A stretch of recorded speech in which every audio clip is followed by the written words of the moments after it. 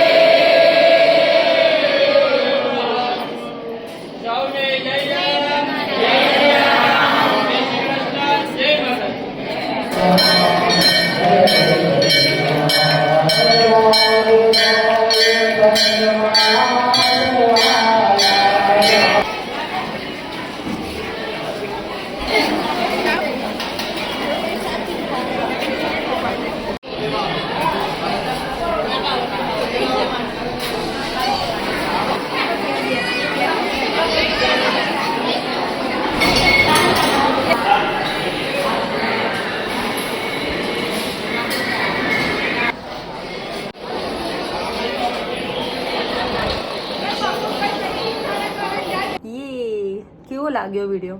સાચું કહેજો, મજા આવી ને? હવે આમ વિડીયો જોતા હોય ત્યારે હું તો ઠીક, પણ આપણે બધા જોવાવાળા તમામ દર્શક મિત્રો એવું લાગ્યું ને કે આપણે ત્યાં જ હોત તો વધારે મજા આવત, હે ને? તો આવતી જલારામ જયંતિના દિવસે ત્યાં ફરીથી ચોક્કસથી પધારજો. અને ઇટ્સ નોટ નેસેસરી કે જલારામ જયંતિ હોય ત્યાં તો જ ત્યાં જવાય, એમને પણ ત્યાં જવાય.